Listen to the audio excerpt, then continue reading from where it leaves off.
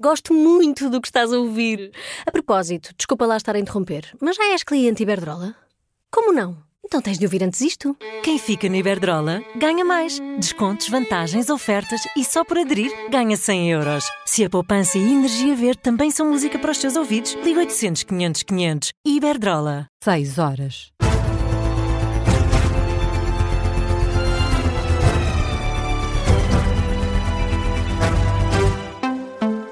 As notícias com Nadine Soares. Bom dia. Esta sexta-feira o Parlamento continua a debater e a votar na especialidade a proposta do Orçamento do Estado para o próximo ano. Nesta quinta-feira os destaques vão para o chumbo do aumento das pensões e a aprovação da descida do IRS para certos escalões. No dossiê das pensões foram chumbadas todas as propostas de aumento, à exceção da que foi proposta pelo Governo de inscrever o bónus no orçamento, mas com condições. Depende da evolução da execução orçamental e das tendências de receita e de despesa. O PS, o Chega e o PCP tinham outras propostas para aumentar as pensões de forma definitiva, mas não passaram. Quanto à descida do IRS, foi aprovada, vai ser aplicada para trabalhadores com salários entre o segundo e o quinto escalão. Já a tributação sobre grandes fortunas, proposta pelo LIVRE, foi rejeitada. O Chega, o PSD, o CDS e a Iniciativa Liberal votaram contra. O PS absteve-se. Deu um debate e votação das propostas do Orçamento do Estado para o próximo ano, que continua esta sexta-feira na Assembleia da República. E Marcelo Rebelo de Sousa pede bom senso aos partidos durante as votações do Orçamento do Estado. O Presidente da República avisa que é preferível ter um superávit, por pequeno que seja. Foi ontem à noite, ao chegar ao Mónaco para uma visita de Estado. O chefe de Estado foi questionado sobre o início da votação na especialidade e a uma semana da votação final lembra que é sempre preferível existir folga para o ano que vem. Eu penso que há um consenso nacional formado sobre a necessidade de manter o equilíbrio das contas públicas. E o equilíbrio significa que é preferível ter para cima do que ter para baixo. É preferível ter um superávit, pequeno que seja, a ter um déficit. E depois há o bom senso no debate do orçamento para encontrar fórmulas que tomem em linha de conta aquilo que se pretende atingir, mantendo uma folga para um ano que é um ano difícil. Marcelo Rebelo de Sousa a avisar para um ano de 2025 particularmente exigente por causa do pagamento dos juros dos empréstimos do PRR. O Presidente da República disse também encontrar sinais positivos de aproximação entre o Governo e a UGT. Viramos a página para as presidenciais. Em destaque a isenção partidária de cada candidato. Gouveia Melo debateu com Coutinho Figueiredo e aproveitou para atacar o antigo líder da Iniciativa Liberal. O almirante distancia a corrida a Belém das legislativas. Diz que nas presidenciais os candidatos têm de ser mais abertos. Volta a insistir na ideia de uma candidatura para além das forças políticas. Tenho uma candidatura superpartidária, não estou limitado ao espectro político, no encontro de soluções que o Presidente deve ajudar a encontrar em termos do que é a governação. E porquê? Porque é que um candidato que tenha sido líder partidário não poderá ter essa independência, do seu ponto de vista?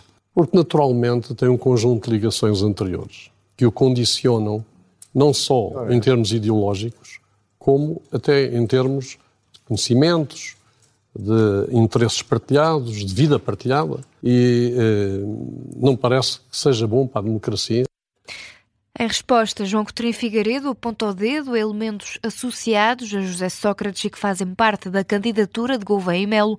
O candidato diz ainda que ter passado partidário não é cadastro e proclama a independência. Eu tenho uma abrangência muito maior do que o partido onde sou oriundo. Não vai dizer agora que é cadastro ter passado partidário. Independência em relação às máquinas partidárias também se vê nas pessoas que nos rodeiam. Eu não tenho ninguém na minha candidatura que tenha um passado partidário como o senhor tem na sua, de pessoas que foram altos dirigentes do PSD, por exemplo. Para já não falar de outras estruturas dentro da sua candidatura que foram, por exemplo, responsáveis pela máquina de propaganda de José Sócrates. Isso para mim é bastante mais preocupante do que de ter pertencido a um partido. É uma referência de Coutinho Figueiredo a Luís Bernardo, antigo assessor de imprensa de José Sócrates, que agora dirige a assessoria de comunicação do Almirante. Os destaques do debate entre Henrique Gouveia Melo e João Coutinho Figueiredo passou na última noite na RTP. Foi o terceiro de 28 debates. As eleições presidenciais acontecem no dia 18 de janeiro. E saiu esta quinta-feira uma nova sondagem que mantém Luís Marques Mendes à frente das intenções de voto. O barómetro Intercampos para o Correio da Manhã, CMTV, Now e Jornal de Negócios continua a favorecer o candidato apoiado pela AD, ao passo que António José Seguro vê-se ultrapassado por João Coutinho Figueiredo. Marques Mendes é inclusivamente dado como favorito em todos os cenários que o incluam. Numa segunda volta, aliás, obtém 16,4% das intenções de voto. André Ventura e Gouveia Melo ficam taco a taco com 15,9% e 15,4% respectivamente. António José Seguro cai para 11,1%. A Ordem dos Advogados arquivou a averiguação à Spinum Viva, a empresa familiar do Primeiro-Ministro. A decisão foi tomada por unanimidade pelo Conselho Regional do Porto. O bastonário da Ordem dos Advogados, João Massano, explica que o processo foi alvo de uma análise rigorosa dos factos apurados e de toda a documentação. Em entrevista à Rádio Observador, descreve a complexidade deste caso. A complexidade deriva do facto de, naturalmente, nós não somos o Ministério Público, não temos o apoio da Polícia Judiciária e necessitamos sempre de fazer uma investigação com os meios que temos e também contando muitas vezes com a colaboração das entidades visadas, como também foi o caso, porque quando o processo se iniciou teve a ver com aquele comunicado da Spinum Viva relativamente aos atos que eram praticados no âmbito daquelas ofensas. João Massano, em declarações à Rádio Observador, a Ordem dos Advogados conclui que não há indícios suficientes da prática do crime de procuradoria ilícita. Na saúde, têm aumentado as rupturas de medicamentos nos hospitais públicos. Em mais de 60% dos casos, o impacto foi considerado grave. É o que fica do mais recente Índice Nacional de Acesso ao Medicamento, divulgado esta sexta-feira. Em 23% dos casos, estas rupturas obrigaram os hospitais a alterar a terapêutica do doente. O presidente da Associação de Administradores Hospitalares, Xavier Barreto, reconhece que o problema tem vindo a crescer. Continua a existir rupturas. O problema tem-se vindo, eu diria, talvez até a avolumar. E ao contrário de anos anteriores, nos anos anteriores, nós discutíamos isto e havia quem desvalorizasse as rupturas. Havia quem dissesse que elas não eram importantes ou que não tinham impacto sobre os nossos doentes. E, portanto, nós, para esclarecer esse ponto, fizemos mais perguntas aos hospitais no Index deste ano.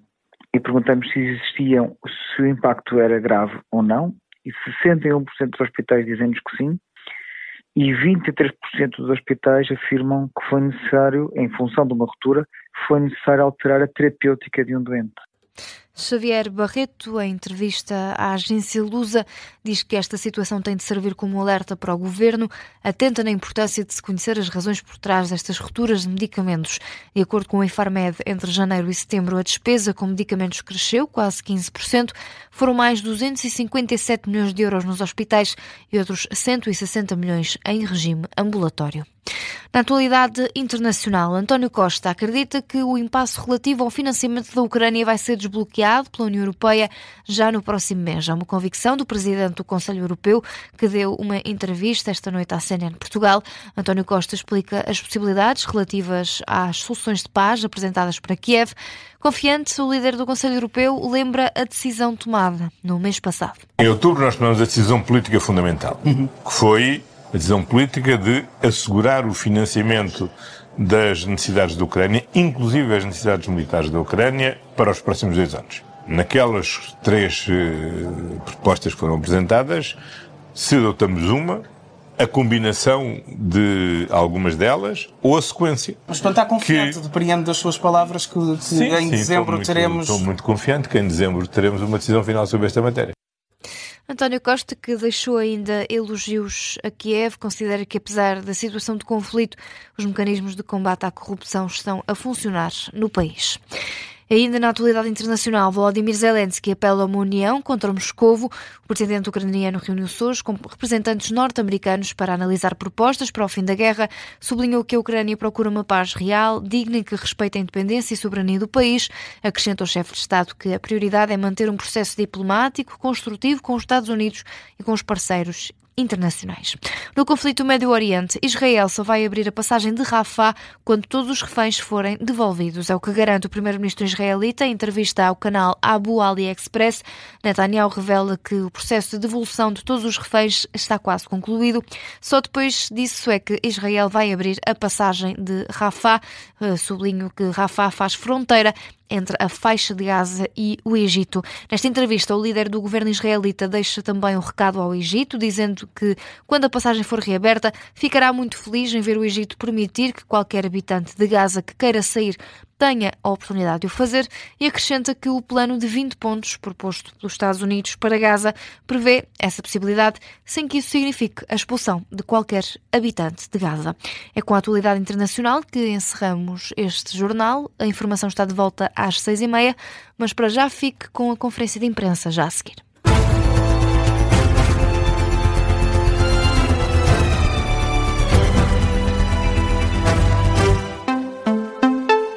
Gosto muito do que estás a ouvir. A propósito, desculpa lá estar a interromper, mas já és cliente Iberdrola? Como não? Então tens de ouvir antes isto. Quem fica na Iberdrola ganha mais. Descontos, vantagens, ofertas e só por aderir ganha 100 euros. Se a poupança e a energia verde também são música para os teus ouvidos, liga 800 500 500. Iberdrola.